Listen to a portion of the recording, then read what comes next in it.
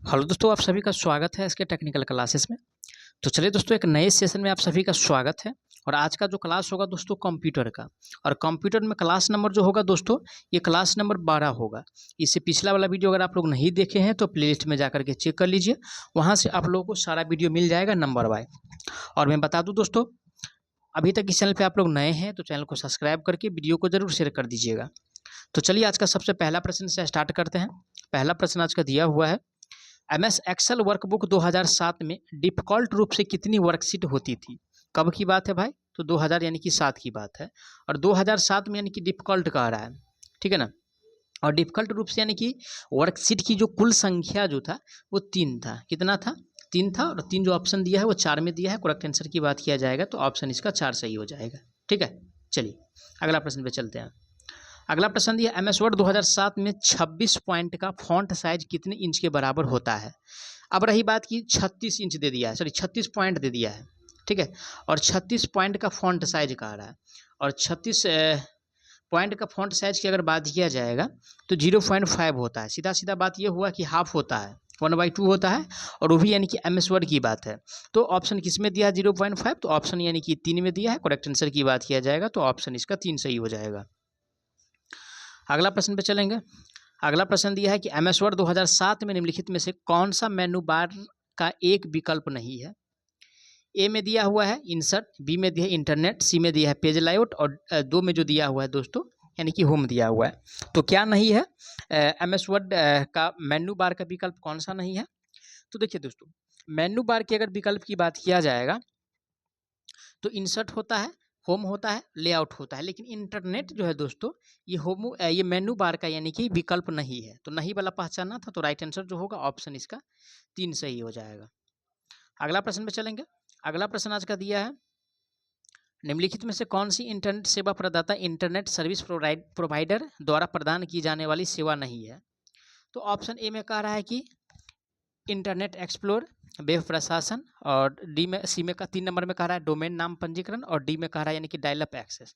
तो इसमें भी नहीं वाला ही पहचानना है, क्योंकि जो कह रहा है कि इंटरनेट सेवा जो प्रदाता है किसके द्वारा प्रदान नहीं किया जाता है, ठीक है, या नहीं किया जाने वाला क्या है। तो अब रही बात कि इसका जो राइट आंसर होगा दोस्तों वो वेब प्रशासन, ठीक है। वेब प्रशासन जो है इसके द्वारा यानी कि प्रदान नहीं किया जाता है इंटरनेट सेवा। तो राइट आंसर जो होगा ऑप्शन इसका 2 सही हो जाएगा। ठीक है, चलिए अगला प्रश्न आज का दिया हुआ है। ये प्रश्न है कि वेब ब्राउजर और उनके विक्रेताओं संदर्भ में दिए गए विकल्पों में से कौन सा विकल्प सूची 1 के स्तंभों का सूची 2 के पदों में के साथ आपके अक्षा मिलान करता है? तो चलिए पढ़ लेते हैं पहले। ए में क्या करा? इंटरनेट, इंटरनेट है, इंटरनेट एक्सप्लोर है, उसके बाद सफारी है, और जी मंकी है। तो सबसे पहले हम बात करेंगे किसका? तो इंटरनेट की अगर बात किया जाएगा तो इंटरनेट एक्सप्लोर जो है किसका है? तो माइक्रोसॉफ्ट का है, ठीक है। ए का क्या हो जाएगा? बी हो जाएगा। उसके बाद सफारी जो है किसका है?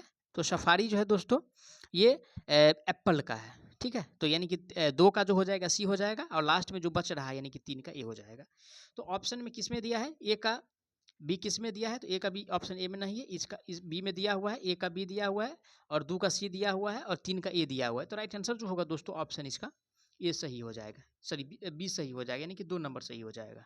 ठीक है, चलिए अगला प्रश्न पे चलते हैं। अगला प्रश्न आज का दिया हुआ है, ये भी बड़ा प्रश्न है। एक स्प्रेडशीट में सेल को एडिट करने के संदर्भ में दिए गए विकल्पों में से कौन सा विकल्प सूची 1 के मदों का सूची 2 के मदों का साथ सबसे अच्छा मिलान करता है? तो सबसे अच्छा मिलान क्या करता है भाई? तो वो बताना है, ठीक है ना। ए में जो दिया हुआ है, क्या दिया हुआ है?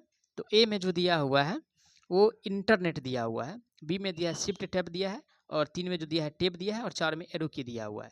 तो इंटरनेट का संबंध किससे है?